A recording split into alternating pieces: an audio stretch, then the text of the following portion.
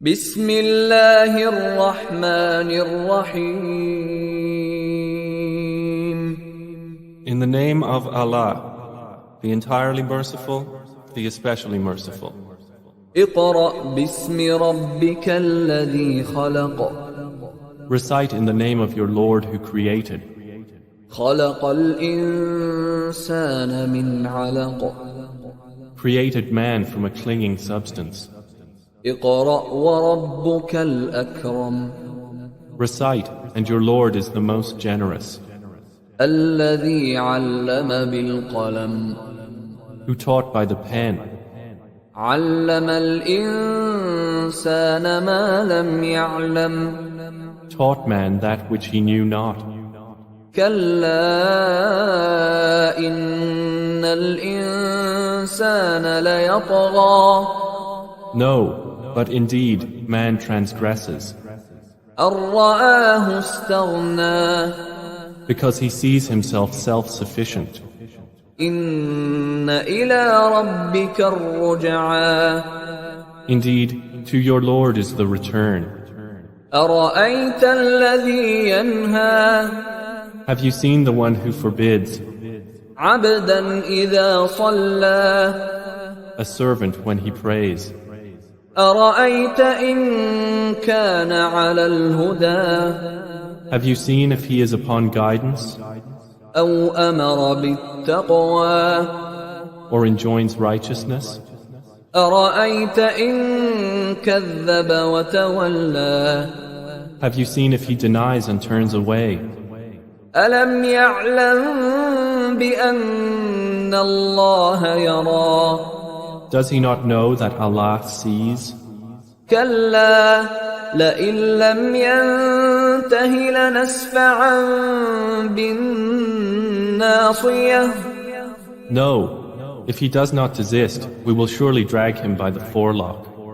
ناصية كاذبة خاطئة. A lying, sinning forelock. فليدع ناديه. Then let him call his associates. سندع الزبانية. We will call the angels of hell. كلا لا تطعه واسجد واقترب.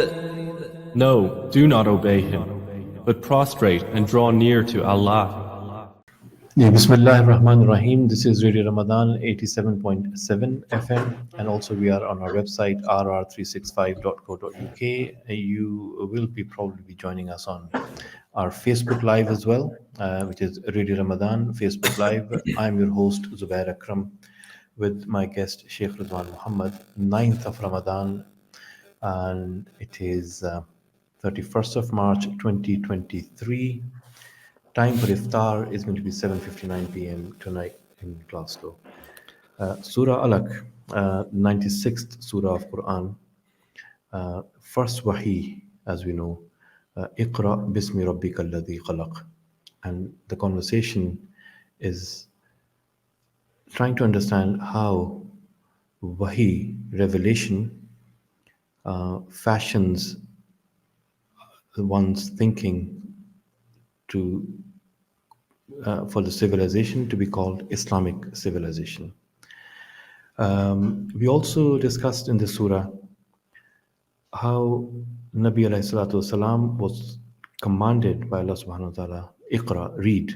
And we wanted to discuss, we wanted to understand how could a Nabi who's unlettered, who's ummi, is commanded by Allah subhanahu wa ta'ala to read, where we knew that he couldn't read. He was unlettered. So the dimensions that we try to understand, that it is the reading from the heart, it is the reading from the other realm, it is reading of what his heart, alayhi salatu wasalam, already knew. It was in his heart, and then he had to retrieve that feeling of what was there to be read and to be understood by the rest of the humanity. Assalamu alaikum, Shaykh. Alaikum salam wa rahmatullahi wa barakatuh. Is that how I understand Iqra? Iqra.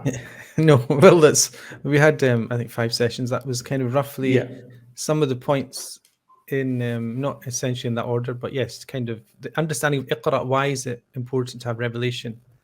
I think it's just so important to understand that now even the term Islamic civilization, it's a civilization informed by revelation, which is universal. Islam is a universal religion.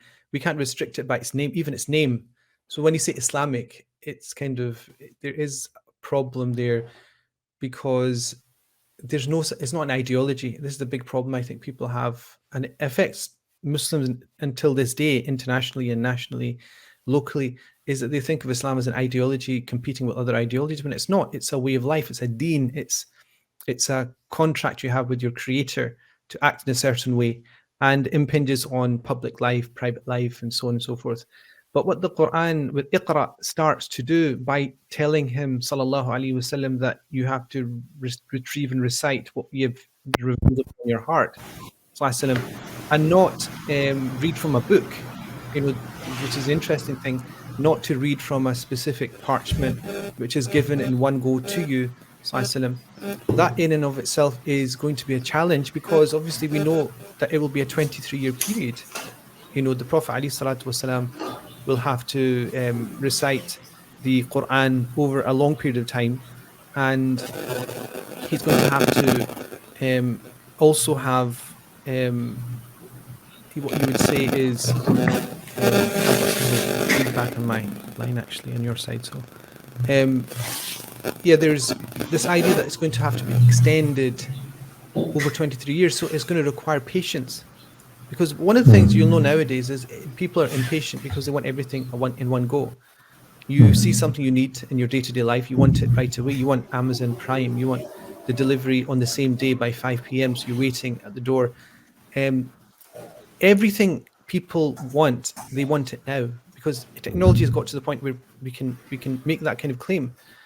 And so the Quran comes with a message, essentially, that the prophetic model, the prophetic teaching is something that does not come from the sky in one go, which is a big lesson in lots of ways. It's an issue of tadarruj. So tadarruj is what Ibn Qayyim al-Jawziyah says the Prophet ﷺ, when he was sent. If Ibn Qayyim al-Jawziyah is a very famous scholar, Hanbali scholar.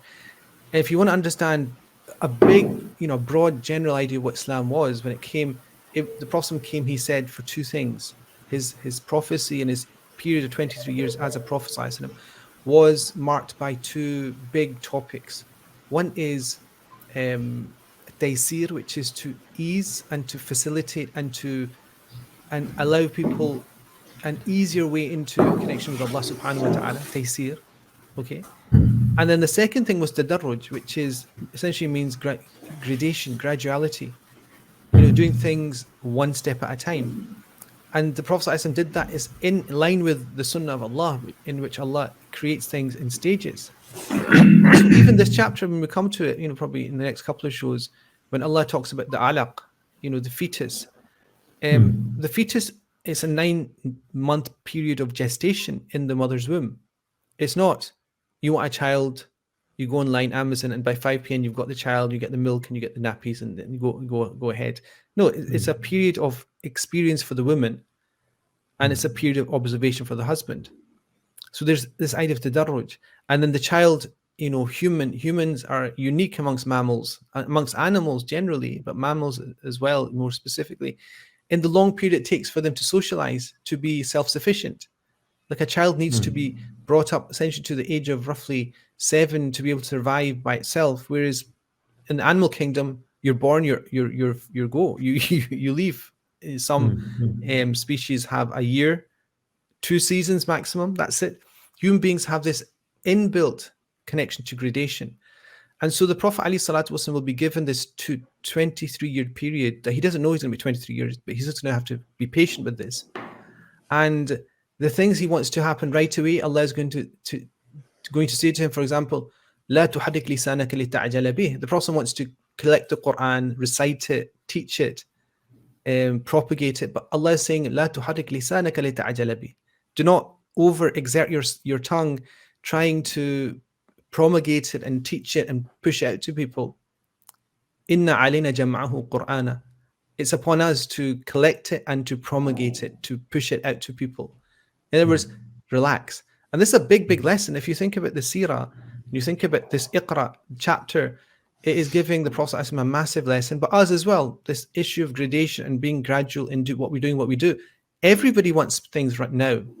And the Prophet ﷺ said in a very famous hadith, Al-ajalatu min ash-shaytan, that,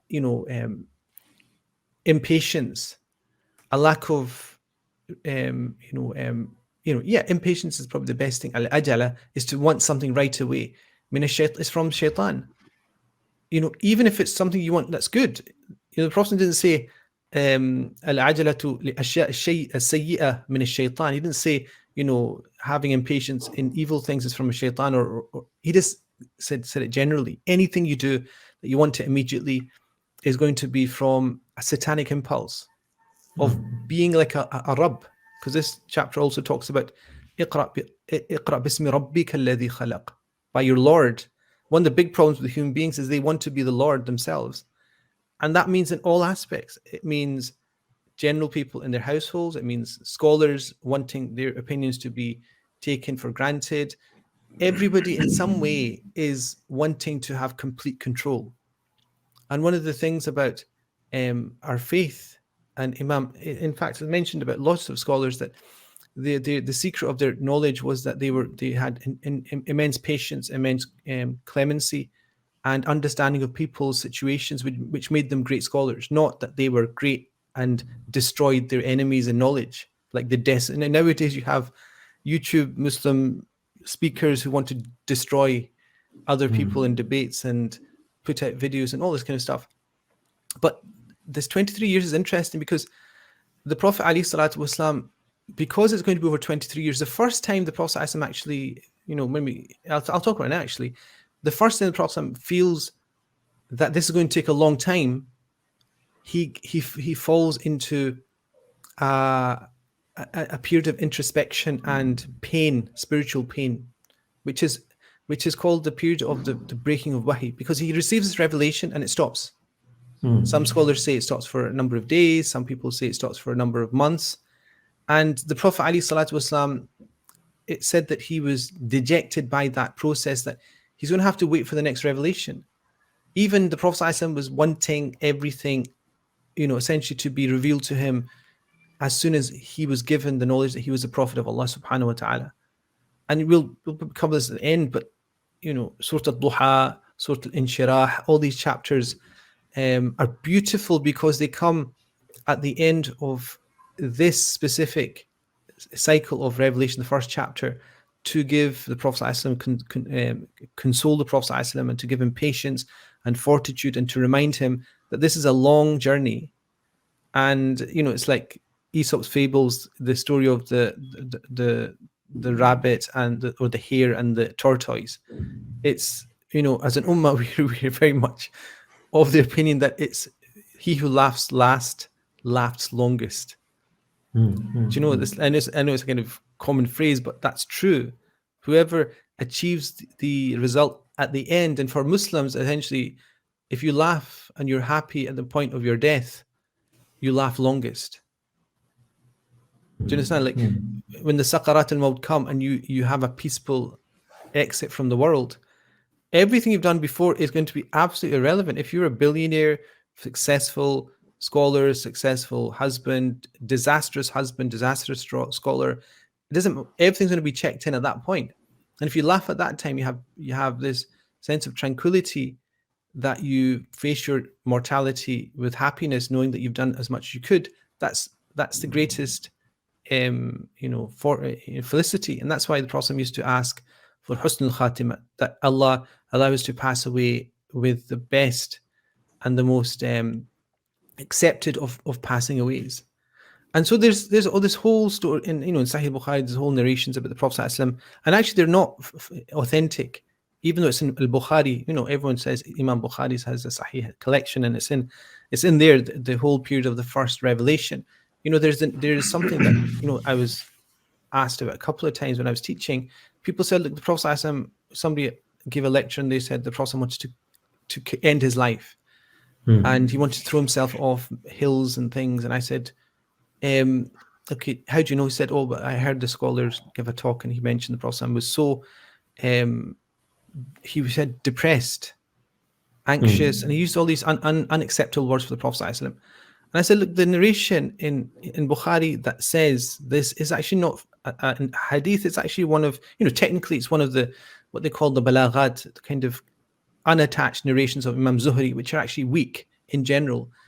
And that was interpolated into it. And this, so Muslims think that it's okay to be dejected, and it's okay for prophets to be dejected. Whereas prophets are ma'soom. Prophets know that Allah will protect them. Prophets know that they're on the path of truth, and they know that Allah subhanahu wa ta'ala will not leave them without any kind of succour and support. And so there's lots of things that come out in this chapter that just need to be sorted out. I think the best one is tadarruj. That is like the big lesson that you can learn as a, if you're a business person, you're a parent, you're a teacher, you are in fact doing anything. I guarantee anything that you're doing, it doesn't matter if you're doing nothing, tadarruj. Like when you cook, imagine you're doing your iftar, you're about to prepare your meal and you're listening to this on radio. Like you've got like 5 ingredients. Like what are you going to do? Are you going to follow a recipe? Or are you going to put everything into a pot and put water on or something? Like if you're a cook, one of my teachers, he told me that cooking is all about etiquette with the ingredients. Adab. Like, the water has to go in at a certain point, the oil has to go in at a certain point, the onions have to go at a certain point. If you don't do it, you're being unrespect, you're lacking respect for the ingredients. And tadarruj is essentially giving, kind of a place for everything in at the time it is required. And this is why, the Prophet ﷺ 23 years, it was for a reason, and it was to strengthen his mission, essentially. Allah says, كَذَلِكَ لِنُثْبِتَ بِهِ فُؤَادَكَ. Because the Arabs said to him, لَوْلَا نُزِّلَ عَلَيْهِ الْقُرْآنُ جُمْلَةً وَاحِدًا. If only Allah had given him the Quran in one go, like this book falling from the sky. Allah says, كَذَلِكَ لِنُثْبِتَ بِهِ فُؤَادَكَ. We did it so that your heart will be strengthened thereby. In other words, this gradual process of building something up makes it stronger. We know it's in life. And so one of the big problems in Islamic civilization, because you started with Islamic civilization, this chapter, I think, sets the basis for Islamic civilization. Islamic civilization is based upon a gradual growth, an organic, gradual strengthening and growth, and concentric strengthening of its ummah generally, building upon the shoulders of people that came before them. Not somebody coming and smashing everything and then trying to start everything again, which has happened so many times in our community, in our ummah, where groups have come and said, okay, we want to do everything better, we want to destroy everything. The last example it will be in people's minds is ISIS. Everyone's a kafir. Everyone is outside the fold of Islam. We are the true people, shouting and, decapitating people on camera, burning people in cages, burning Muslims in cages. Forget. We're talking about people who say La ilaha illallah, the very least of it. And so this chapter is all about the importance of tadarruj, I think, from the aspect of, in civilization. I think that's what, I think people miss when they read Iqra. They kind of sense this idea that Iqra is there just to, be an introduction into reading and writing. But it's much more. Iqra bismi rabbika alladhi khalaq is a surah Alaq. And some of the important things we've discussed. The program is primarily in English, and there's a lot of loaded Arabic terms that we've used. For example, kasabi, wahabi, tawfiq, husn al-khatima, masoom, adab. I just want to pick on a couple of them today, just for next few minutes. Kasabi and wahabi. Some people have asked, you've started this conversation, Kasabi, Wahabi, and people don't understand what these two words even mean and how it is relevant for us to be discussing these two terms in context of this surah. Kasabi and Wahabi. Oh, I think you started the conversation, not me. I think I just carried on the conversation based upon your question, but then I did tie it into the chapter, which is Allah subhanahu wa ta'ala, Wahhabi is from Allah. Allah is Al-Wahhab. Innaka anta Al-Wahhab. Oh Allah, indeed you're the one that bestows, gives. So imagine that means it comes from the sky and it comes to you. So what do? Nothing. You just wait. Like if Allah is Al-Wahhab in the way that is a misunderstanding, you're just waiting for iftar to come and fall on your in front of your on your in front on your table. That's Wahhab. But Wahhab Wahhab means does in not Urdu, come. sab kuch ata karne wala. Yeah, so everything that's given, yeah, Al-Wahhab. And the other aspect is kasbi. Kasbi essentially is your role in having what you have. So when you have something, how much of it is your role and how much it is Allah's role? Ultimately, everything comes from Allah.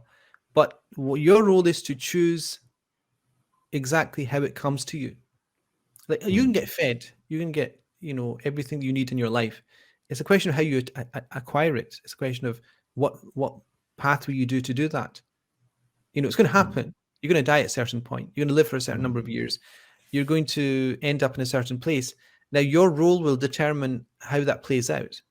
So in this chapter, why it was important is Allah is telling the Prophet ﷺ, O Messenger of God, you have to read. Iqra, read, recite. Okay? Not relax and allow Allah to take over your being and you just recite it. You have to actively acquire recitation.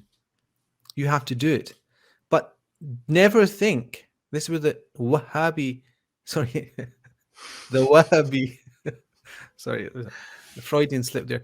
The Wahhabi, yeah, just hold your hand like that. The Wahhabi, I never use that term when I'm teaching. I'm very respectful of people. The Wahhabi element is, you will not be able to have the power to recite unless you do it by using the key that Allah will give you through His name, His blessed name.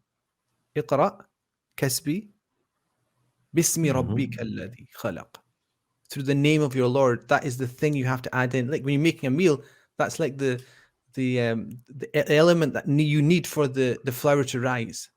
It's like yeast, like you make bread. The yeast, no yeast, no bread. It's just flat bread. It's not the same thing, and so that's the reason why this theme of Wahhabi and Kasbi is so important, because a lot of people don't get the balance right. The balance is that you have to try your utmost. And I gave the example of Erdogan yesterday. He does all these massive projects, but despite doing all the planning, research, development, investment, and following through to the Marmara, the Marmara goes between Asia and Europe. Something that used to take 2 hours to do now takes 7 minutes. No, in 6 minutes. So when he opened it, which is actually was a dream of Abdul Hamid II, rahimahullah, the last of the great Ottoman Khalifas. That was his dream, and he fulfilled it. But when he did the opening ceremony, he said, Hadi Bismillah. We start with the name of Allah. Like we're going to start using it in the name of Allah. Otherwise, it's futile. And so that Islamic civilization, when we talk about Islamic civilization, that's it. He's built for the first time a bridge between Asia and Europe underneath the Marmara waterway. And despite that energy and money and cement and construction and whatever that took, he still will not start it unless he says it's under the banner of this building civilization, because everyone will hear that they started with the name of Allah, like we starting our journey with the name of Allah. And that's just straight out of the Quran. It's kind of the leitmotif of the Quran, that everything starts with, even Iqra, the chapter, it has the name of Allah. It's like the key that opens it, but it's not, the chapter doesn't have Bismillah at the beginning. There's one of the proofs of Imam Malik that that Bismillah is not one of the verses of the Quran, as opposed to Shafi'i, because Shafi'i says that Bismillah is the beginning of every chapter of the Quran. But the first revelation was Iqra. It wasn't Bismillahir Rahmanir Rahim, Iqra. And the Prophet wasn't told to recite Bismillahir Rahmanir Rahim. He was told to recite Iqra. And this whole discussion, anyway, that's a fiqh discussion. I won't go into that today. But the point remains, these terms like Kasbi and Wahhabi, terms such as tadarruj, which is doing things gradually, are the big terms. These are kind of big titles. And tadarruj specifically is, I think, one of the most important ones in this day and age for Muslims to understand, regardless of whether you're thinking high level or low level, whether you think of making your food for iftar or you're trying to rule a nation. Tadarruj is the touchstone of success, spiritually and also in a worldly sense, inshallah. For everyone, like for individuals, for communities, for societies, for nations. Tadarruj. Tadarruj, inshallah, we'll discuss in a little bit more detail after this ad break, inshallah. So, Surah Alaq, 96th Surah of Quran. My guest, Shaykh Ruzwan Mohammad. We've touched upon this very important concept of tadarruj, graduation, shall I say? Yeah, doing things gradually. Gradation. Gradation. Graduation is when you come at university. Yeah. You're graduating. That's true. I mean, it's the same route because you're going from primary, secondary, and then you're moving on gradually. And that's a very good point because Iqra does not make sense unless you do it gradually. So it is. It is graduation. Sorry. It is graduation and it's gradation. Yeah, and because we do mountains, we know there's a second wind, there's a third Oh, of wind. course. Yeah, you're an expert. Yes. One of your many talents. It's a journey, and it ought to be done gradually with gradation. An ad break, and inshallah we'll be right back.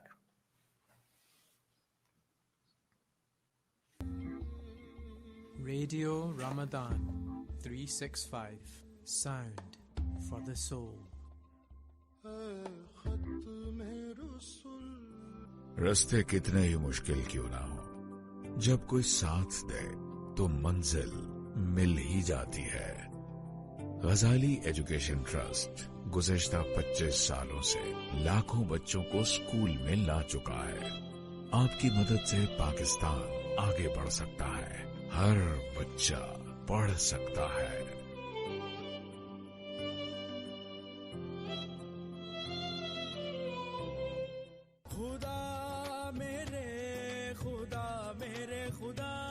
दुनिया को जगाना है, सबको बताना है, रमजान में मसलों को रास्ता दिखाना है। With years of experience and an extensive portfolio, Shield Associates provide an excellent accountancy and bookkeeping service. So if numbers and deadlines are giving you a hard time, come along to our office on 215 Albert Drive. Shields Associates, the accountants you can trust.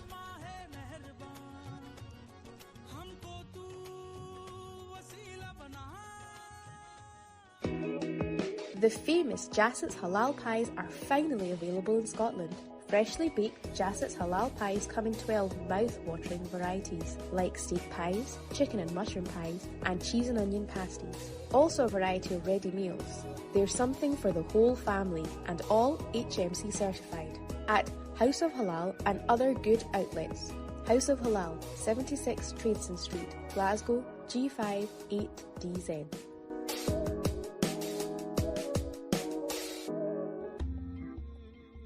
Radio Ramadan 365 Sound for the Soul.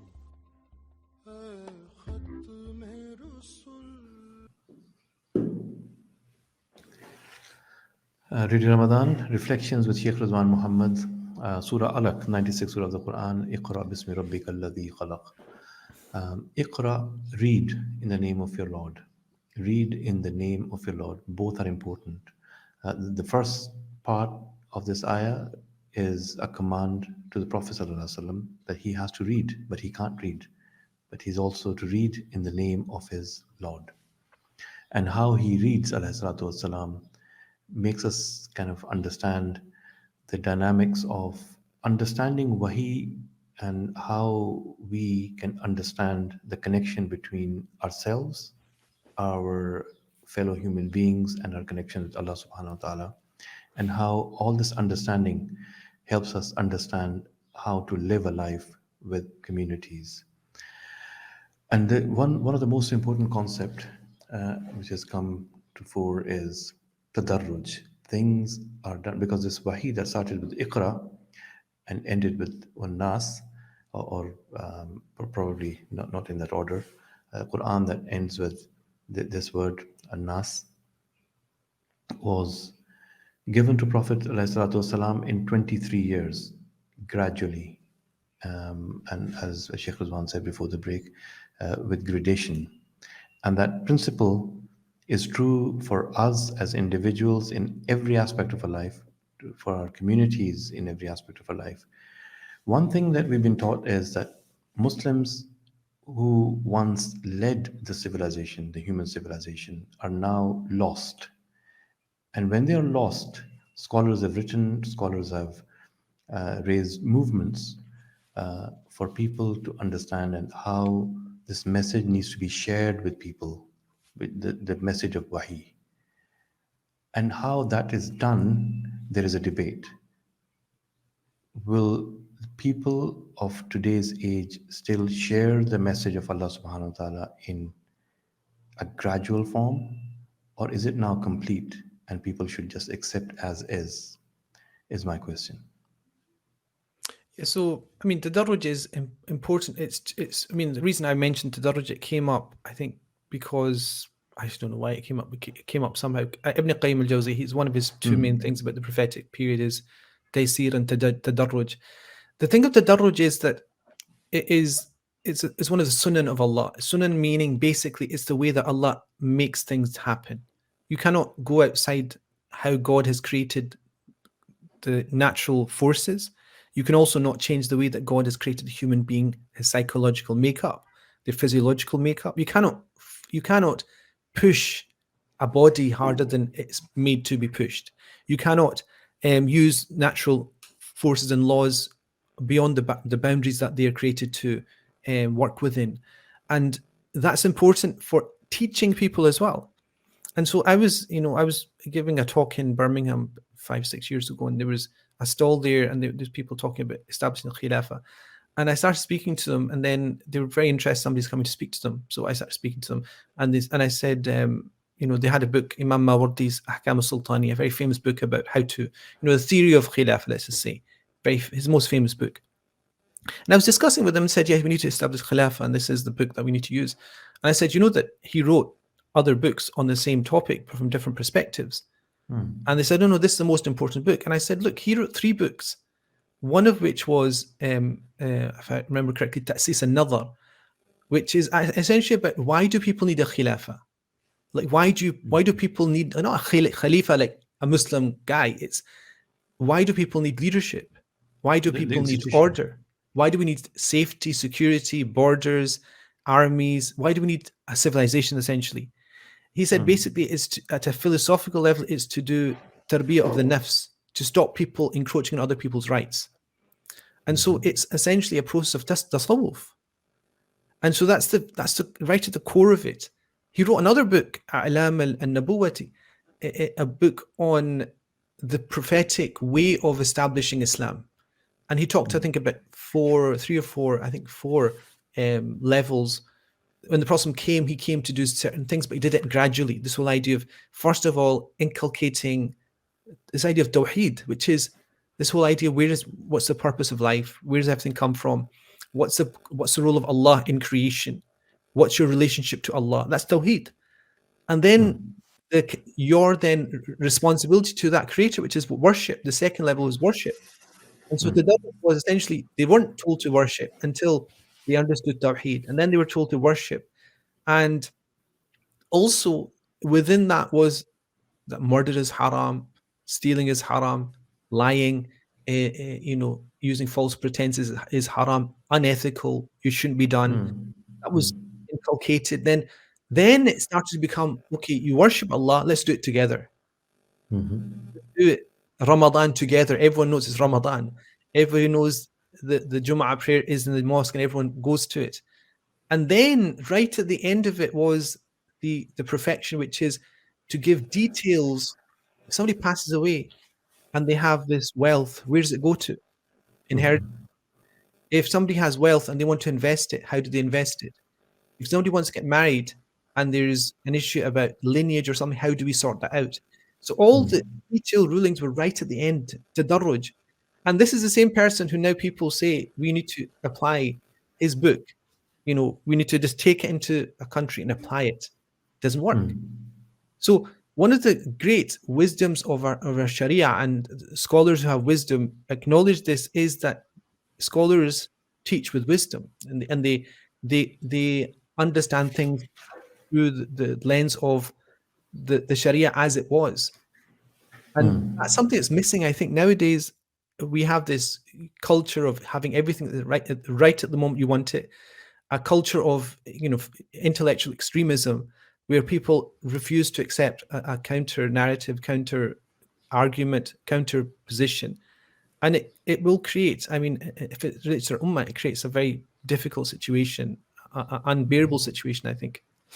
So, Sheikh, there is this tadarruj where we find scholars like even Shah Waliullah Dehlavi use the word order, Maulana Maududi in this day and age, and there are others who have advocated the fact that unless there is an Islamic order, Muslims as a community have failed in their duty. There has to be a group within the group to establish the order, establish Khilafah, establish a place where Muslims as a model can stay, and they can say they're staying by the laws of Allah subhanahu wa ta'ala. And then there is these characters, for example, Ibrahim Rasool in Cape Town. He's been a premier, he's been an ambassador, he's been a very close colleague of Nelson Mandela. One of the most eloquent people I've met. Like, he quotes Quran, Hadith, and he's kind of a career politician, a statesman. And yet Muslim community has not accepted him as someone who they could be proud of. Even within South Africa, he's really criticized for some of his, understanding of Islam, and how his daughter got married to a Hindu, for example, and he's heavily criticized. So then you have now a very recent thing happening, a young lad that we all know, Hamza Yusuf. He, through his political career, is now the First Minister of Scotland. Now, and there is heavy criticism on why, while he is advocating the rights of a community which Muslims don't necessarily agree with, and just this aspect, and he's not wholeheartedly acceptable figure. It's not something I would have liked that his victory, or his taking the office should be rejoiced. He's a Muslim, but that never happened. It wasn't unanimous. He was more criticized in Muslim community than he was anywhere else. How do you see this in the backdrop of tadarruj? Is it how Muslims have failed to understand the concept of tadarruj? So I think, it's a touchy topic. I don't want to go into it, but I think last night I was bombarded with messages, and I'm not somebody that people bombard with messages. People are very wary of sending me anything because they know I'll be very, very upset with them. But last night I got so many messages, and the first thing was actually a video. So I actually decided to watch this video of a person. So it started off with this lion's face, and then this person, YouTuber, basically making takfir, saying that Hamza Yusuf is not just saying it, he was barking it. It was quite ferocious. And I was watching it and I was thinking, and I then looked at the numbers of people that viewed it, and then I looked at some of the comments, and I thought, well, there is a community there that doesn't understand tadarruj, and is at the kind of infancy of Islamic literacy. And him himself, I'm just going to say it for what it is, illiterate in the Islamic. If he's doing takfir of disowning or taking a person out of the fold of Islam, he needs to know the process through which that takes place, which is qada, and there's certain rules and certain processes that take place.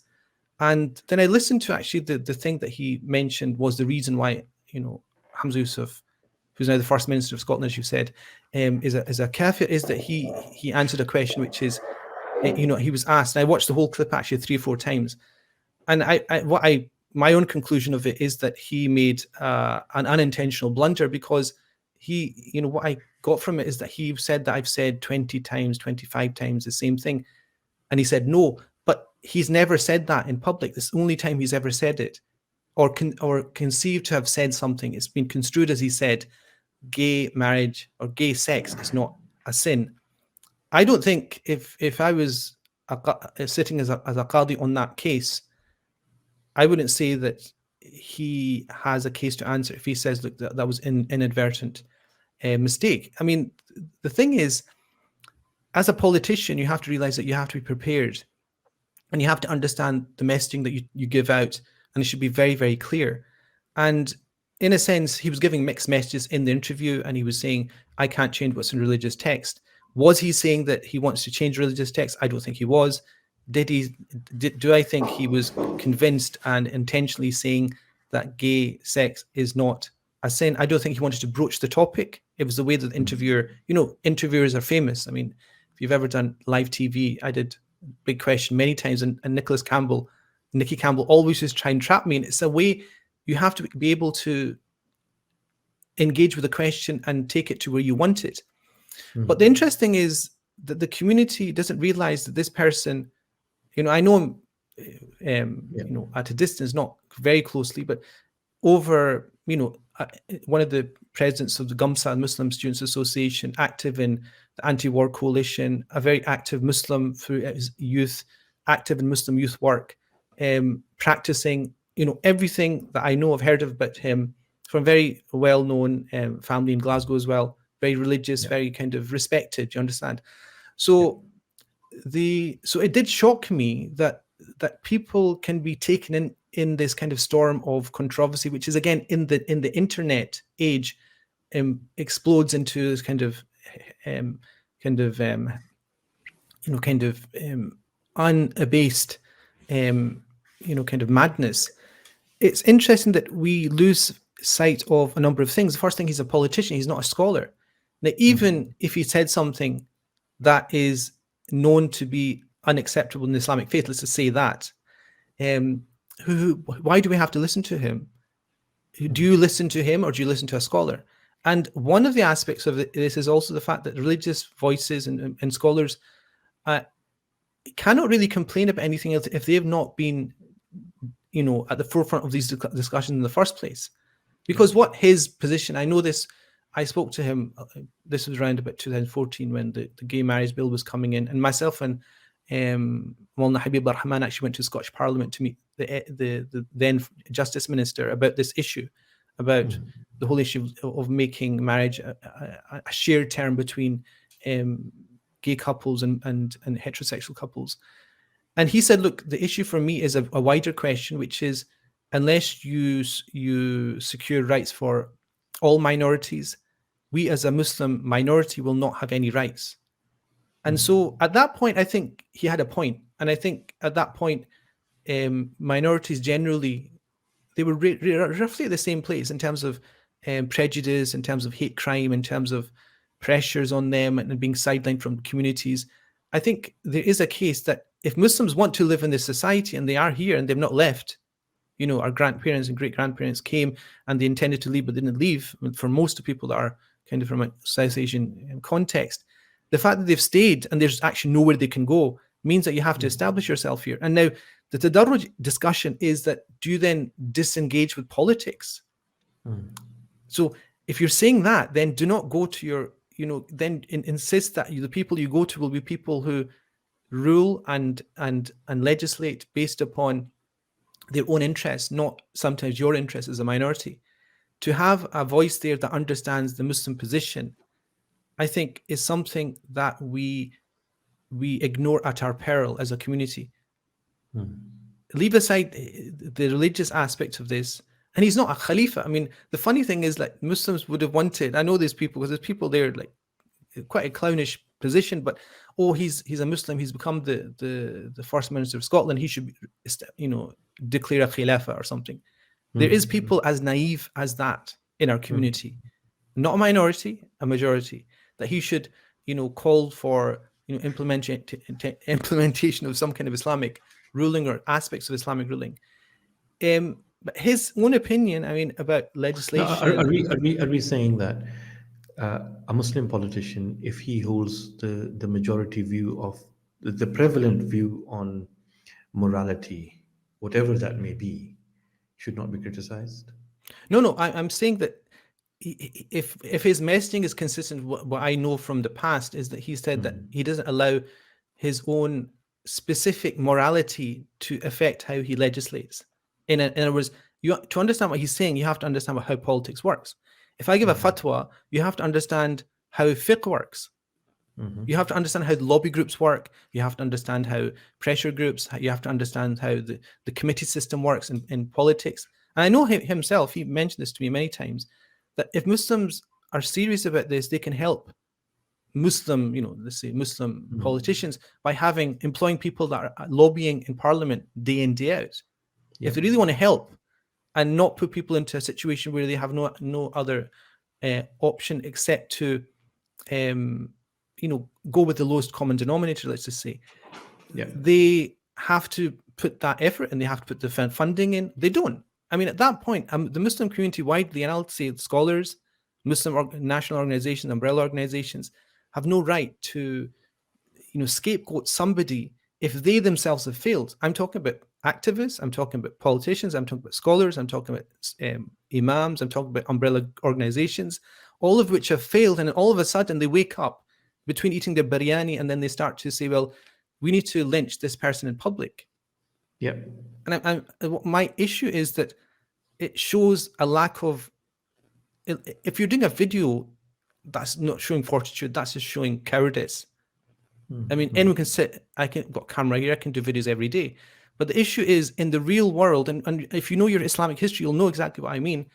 In Islamic civilization, for fiqh, there's terms, qanun is a term for law. There's sharia, there is huquq, there is fiqh. There's all these terms that relate to how law was applied because of the situations which sometimes you couldn't help but legislate outside the realm of Islamic law because of the local situation.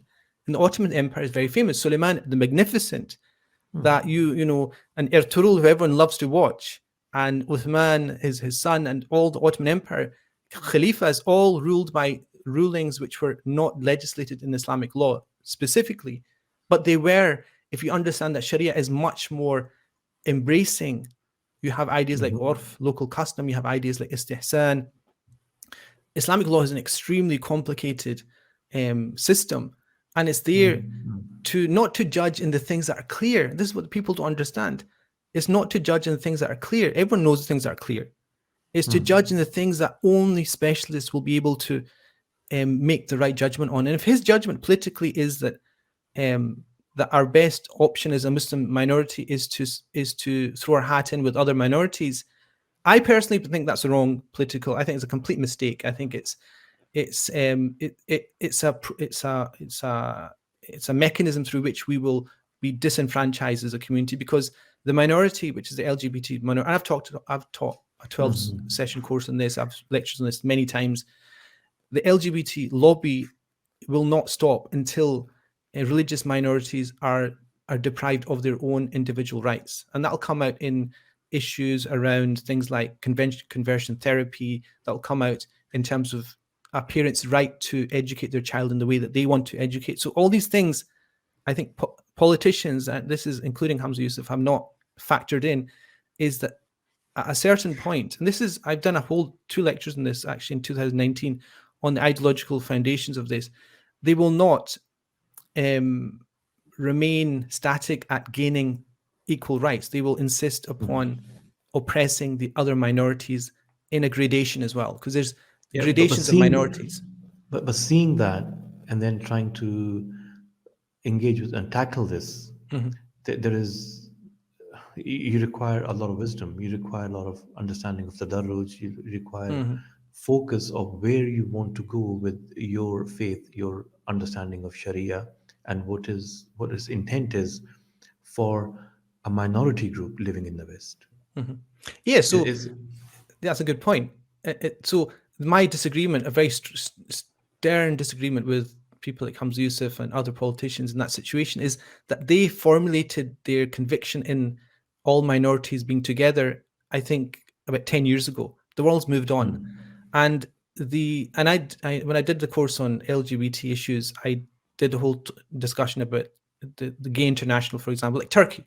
Turkey unilaterally left the Istanbul Convention, which was about women's rights, but essentially it was used as a vehicle to push in LGBTQ NGOs into Turkish fabric of society. Now, There's Turkish a comparison between, Turkey, an empire, it was a country, a power, and then here we have individuals like third generation just making some progress and getting into somewhere which is visible, and that's all there is.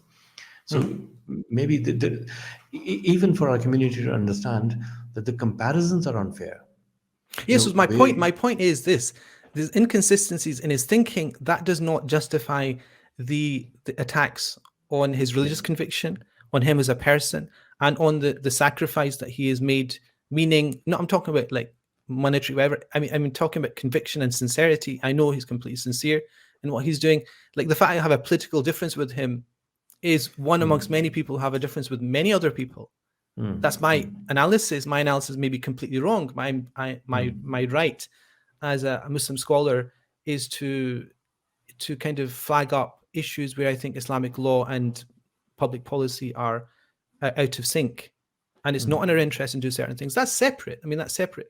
I think the great tragedy of this whole episode is that a person who was brought up within a very kind of flourishing Muslim household, Muslim community with Muslim friends, and has been active at every single point in the betterment of our community, and has at his core a very clear conviction about bettering society in general and the Muslim community because they go together, that person is being lynched in public.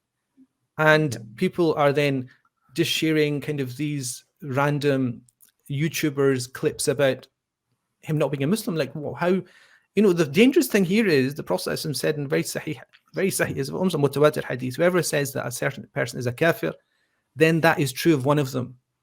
Do you understand? Because that you take that sword out, the sword of excommunicating somebody, that's going to hit somebody's neck, metaphorically. And it's very and if you share it, you're also partaking in it.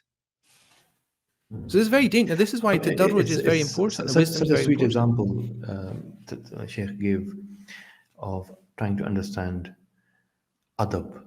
Even cooking a meal is adab. Having ingredients, having the adab of how ingredients will follow the next to make a good meal. And adab is at the core of this. Adab is at the core of how you engage with this episode that Hamza Yusuf is now First Minister of Scotland. Yeah, but the thing is, look, if you want to know the Islamic position on the act, let's just say the act between two people of same sex, you ask a scholar, you don't ask Hamza Yusuf.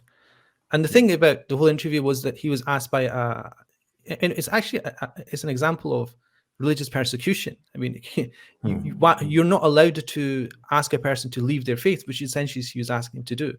And the fact that he made it, a blunder in trying to be, I think, probably trying to give a kind of complex message in a soundbite came out completely wrong. And the reason I'm saying that is because he said it so many times. He's not. So whatever he says many times is that he doesn't allow his religion to affect how he legislates. That's his prerogative.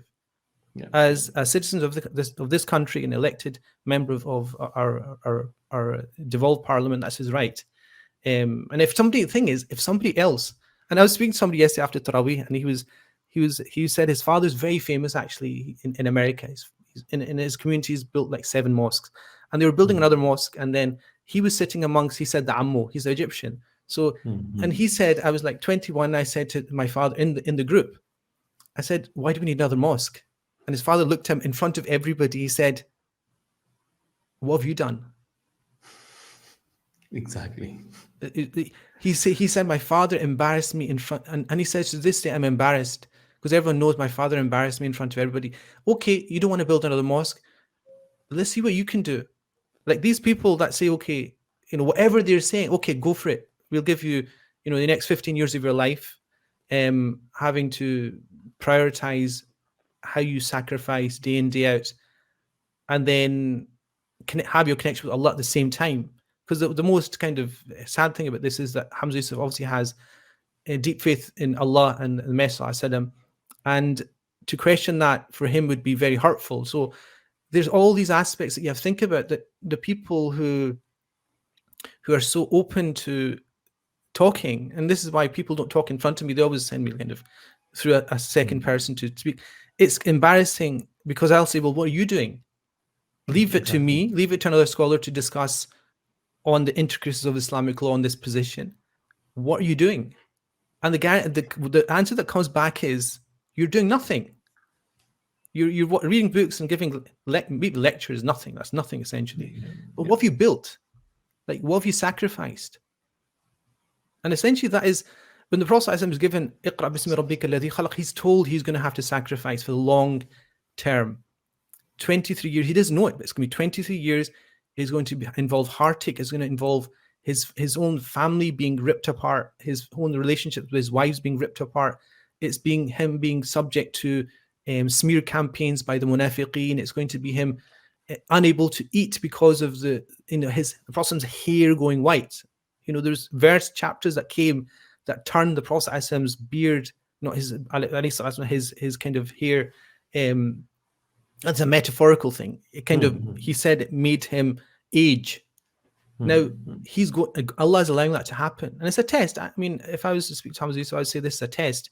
You need to rectify your connection with Allah subhanahu wa ta'ala, and only you know what that is. And the other aspect is that the community is not just the people that make the noise in the community. Do you understand? So at all points we make dua for people that have a lot of responsibility, our scholars and our leaders. We always make dua for them, because if they go right, the whole community goes right, and if they go wrong, the whole community goes wrong. And this is, I think, the whole point of when we're talking about revelation and the importance of it, we always put it at the core of everything. That this is what our revelations tells us, that if the intention and the core of our community is right, it'll be rectified in a good way. If it's not, then obviously, everything goes wrong. And we pray to Allah for tawfiq for the community, and to give it a sense of perspective over and a lack of superficiality over its religion. And that's very unnerving for me to see people looking at religion as a very superficial thing and a label that we need to use and promote. Whereas, throughout our history, I mean, if you wanted to, we go through a whole session on the ambiguity of Islamic civilization itself, on everything, even gender. I mean, the discussion in Pakistan is happening about the transgender movement, which is not a transgender, it's actually a specific segment. Exactly. How nuanced that is, and they've been given a third gender right. Even that, I think scholars in Pakistan don't understand it, by the way. I'm just saying. But the point is, it's a very complex culture Islamically that we have, civilization. I'm not going to talk about it here, but the relationship between a Shaykh and their murid, it was expressed in poetry, which for most people would be, very dodgy. You know what I mean? I'm not going to go through it. But the qawwalis and the kind of relationship the words being used to express it. We have a very rich civilization, and scholars didn't condemn it. And the problem we have is that we're coming into a postmodern age where we're told to make everything black and white, and everything's not black and white. Jazakallah khair. Reflections. I think just gone over a bit of over time. At 7:59 is iftar today. Inshallah, we'll be back tomorrow. Tomorrow, I think, is going to be charity drive, but we'll have Shaykh Ruzwan joining in as well. So until tomorrow, assalamu alaikum wa rahmatullah. Alaikum salam wa rahmatullah.